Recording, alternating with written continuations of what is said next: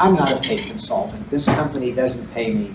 I was kidding when I told Ray he could pay me afterwards, but I love this technology. And I allowed this company to put a quotation on, I don't know, their website or somewhere that said I wouldn't see a cataract patient without looking at my iTrace results. And that's true. I won't say something, I'm not for sale. I won't say something I don't believe in. This technology, to me, has been fantastic. Now, I'm in an academic environment. I have the residence at the University of Cincinnati. I have a private practice at the Cincinnati Institute.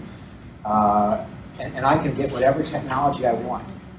And I absolutely wouldn't trade this for anything. This is right there with my LensStar and my IOL Master. I'm so dependent on this technology. To begin with, I love to look at the aberrations. And I explain to the patient, I show the patient when they have one bar on, I'm sorry, I don't have this on the slide, when they have one long bar on their astigmatism on the cornea side, I say, this is your astigmatism. This is what we're going to correct with a toric lens.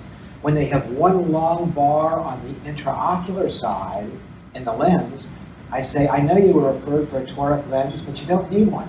So you see this one bar? This is inside the eye. It's going to be gone after surgery. And then when they've never worn glasses in their whole life, and they have one red bar going across on the lens and one blue bar going across on the cornea, I say, see, the red and the blue canceled each other out. But when the red's gone, you're stuck with the blue and you're going to have a lot of astigmatism, and that's why you're a candidate for a toric lens. It has helped me so much with my patient rapport, my patient explanations. It has also helped me with my own knowledge. I never knew what angle alpha was until Ray taught me what angle alpha was. I never knew what toric check was to see how accurate my toric lens axes were, meridians were, until Ray taught me that. So I'm constantly learning. It's an amazing tool. Every time you think you're starting to learn, they come out with something different. And that's going to be the subject of my talk today, but I wanted to let you know that I wouldn't do a toric implant without also looking at the Ks and the topography, which are very accurate on this device.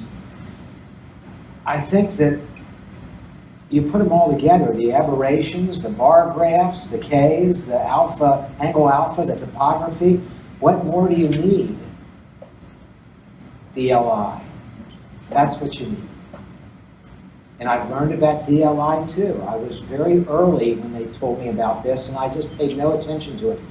DLI, the dysfunctional limb index, is analogous to taking a pregnant lady and doing diagnostics, and by every other method you can diagnose pregnancy at 8 months. This is like diagnosing pregnancy at 2 weeks. It's so sensitive.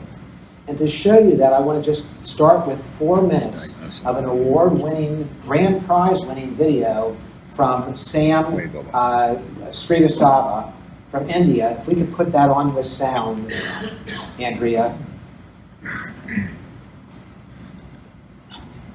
The anguish of an ophthalmologist. An ophthalmologist noticed that her vision just didn't seem right. Snellen's visual acuity was 20/20, an ophthalmic evaluation unremarkable. Aberrometry did not show any significant ocular aberrations. 3 months later, she returned, complaining that her microscope illumination had reduced and nothing seemed to help.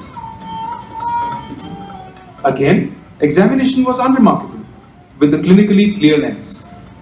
Total eye ray tracing aberrometry revealed higher order aberrations, predominantly spherical.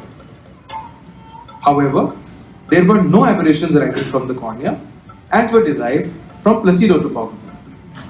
By a simple subtraction of corneal aberrations from total eye aberrations, we can calculate the aberrations arising from inside the eye, and this is where her aberrations came from. The source of internal aberrations could be anywhere from posterior cornea to the retina, but most often attributable to the crystalline lens. As the crystalline lens ages, there is denaturation of lens proteins. This may induce either higher order aberrations, predominantly spherical aberrations, or may cause forward or backward scattering of light, individually or in combination, These will lead to deterioration in visual quality. Based on these findings, we warned her that she was showing signs of early cataract, which was not yet clinically manifest. And true to our prediction, she underwent cataract surgery for nuclear sclerosis just 6 months later. Now here are a few takeaway points from this story. A developing cataract can cause visual symptoms even before it becomes visible on slit lamp. With newer insights into the wavefront optics of the eye, mathematical or Zernike cataracts may be a new clinical entity for cataract surgeons. This has the potential to open up fresh avenues for the management of lens disorders.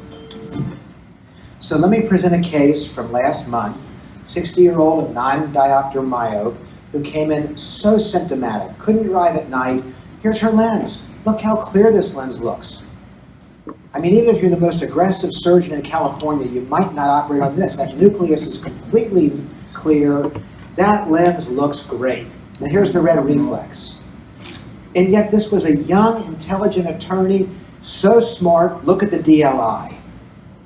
She can't see. I can't diagnose her cataract, and I've been looking at cataracts for 40 years.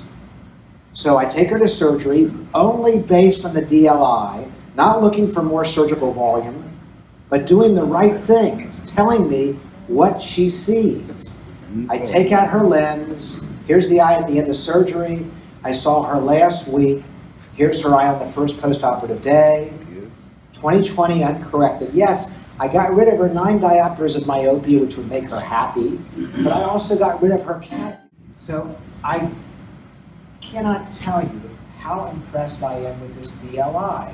I now have 6 cases that I've seen in the last few months ever since Ray invited me to speak.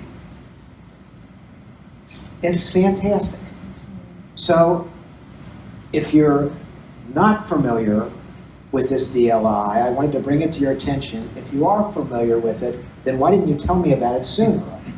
Because it's really helped me in my practice. 40 years of looking at cataracts, and I'm still learning. It's a wonderful technology.